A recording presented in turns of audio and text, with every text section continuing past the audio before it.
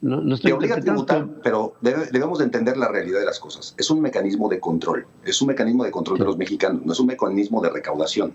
De este 2021 al 2022 se piensan recaudar casi 800,000 millones de pesos, es decir, casi 3 veces lo que de forma común se venía recaudando. Y claro que puedes recaudar más, Pedro. Si yo te amenazo a ti con meterte a la cárcel, si yo amenazo con meter a la cárcel a tu hijo, si yo amenazo con meter a la cárcel a cualquiera de tus familiares, pues claro que te despojas del patrimonio para cumplir con una obligación fiscal, aunque no la debas. La entrevista con Pedro Ferriz de Con. Central FM. Equilibrio. Bueno, se presenta una idea para que desde el SAT haya la inscripción de jóvenes de 18 años en adelante en su registro federal de contribuyentes para fiscalizar ingresos y garantizar el pago de impuestos a chamacos desde los 18 años. Y Adolfo Solís, que es doctor en Derecho Constitucional y Fiscal, está en comunicación con nosotros aquí en este mismo horario. Y te saludo esta mañana, mi querido amigo. ¿Cómo estás, Adolfo? Y a todo tu auditorio. Me da muchísimo gusto verte, como siempre. ¿Qué opinas de esta iniciativa del SAT? Bueno, déjame decirte que a grandes rasgos es un problema lo que vamos a vivir en este 2022. Y es un problema porque desde el 2004 no habíamos tenido una reforma tan agresiva. Y es una reforma donde se busca que todo mayor de 18 años se inscriba. Pero es tan irónica la reforma que el propio artículo que regula la obligación de inscribirse dice que si en 5 años no realizas actividades económicas, el propio SAT te puede cancelar el registro federal de contribuyentes. Es decir, te obliga por una parte a que te inscribas para poder hacer todo tipo de trámites, todo tipo de gestiones, para que te inscribas en la escuela, y por la otra te pretende obligar a que te inscribas en los próximos 5 años dentro de una actividad económica. Y si no lo haces, te va a cancelar el RFC, entonces ya no te va a permitir hacer ninguna otra actividad. Y es irónico porque hoy tenemos los programas que mantienen a los ninis. Y aquellos que sean cancelados en su RFC simplemente van a decir, no puedo operar porque tengo cancelado mi RFC por parte del SAT.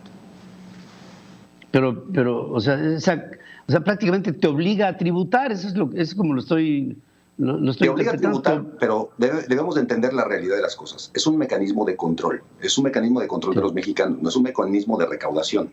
Porque la recaudación, 73 de cada 100 pesos provienen de 2.2 millones de personas morales y provienen, en esencia, el 49% de 12,000 grandes contribuyentes. 73 de cada 100 pesos. 25 de esos 100 pesos provienen de los asalariados.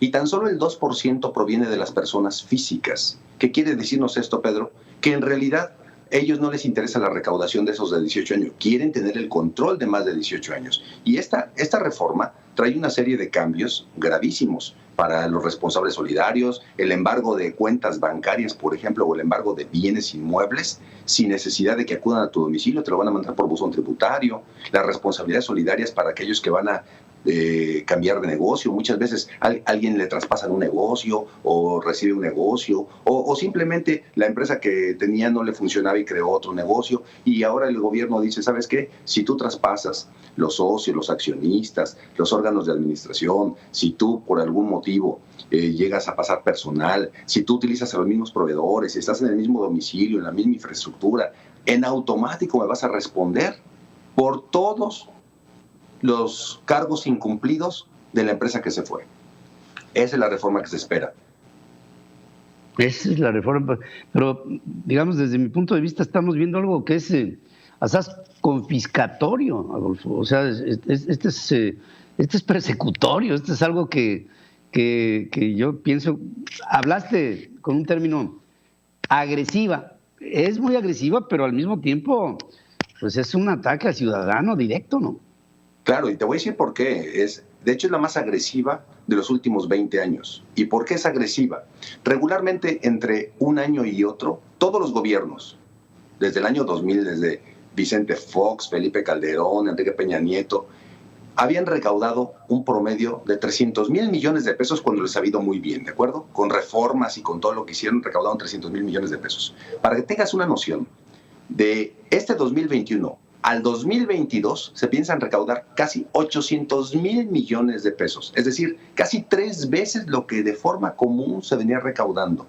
Y claro que puedes recaudar más, Pedro. Si yo te amenazo a ti con meterte a la cárcel, si yo amenazo con meter a la cárcel a tu hijo, si yo amenazo con meter a la cárcel a cualquiera de tus familiares, pues claro que te despojas del patrimonio para cumplir con una obligación fiscal, aunque no la debas. El problema es que a eso le está apostando el gobierno: criminalizar las infracciones tributarias, tener mayores mecanismos de control, inclusive figuras de lavado de dinero la está trayendo a la materia fiscal, y quiere que identifiquemos a todos aquellos que intervengan en un contrato o aquellos que intervengan en cualquier figura jurídica. Tienen que identificar al beneficiario controlador. Si tú haces con tu hijo una empresa, en automático el gobierno va a decirle al hijo: a ver, ¿quién de los dos mandan? ¿Sabes qué? Que manda mi papá Pedro. Va a decir, entonces tú debes llevar mecanismos de control para identificar a tu papá, y yo te puedo revisar que lo estás identificando. Esa es la reforma que viene del 2022. Qué bárbaro, pues viene fuerte. Yo pienso que eso lo tenemos que ir analizando conforme vaya avanzando esta propuesta, pero por lo pronto es altamente preocupante esto que se está presentando, porque parte de una base que desde mi punto de vista es una base que se debe observar siempre. Tiene que haber en la contribución una mutua confianza. Gobernantes, gobernados, gobernados, gobernantes. Y aquí es lo único que no hay. Claro, y el problema, Pedro, el problema de todo esto es de que nuestra base de contribuyentes ya superó los 79.5 millones de contribuyentes, cuando tenemos una población económicamente activa que no llega ni a 60. Pero nuestra base de contribuyentes tiene 79.5 millones. Aún así van a querer incorporar a todas las personas.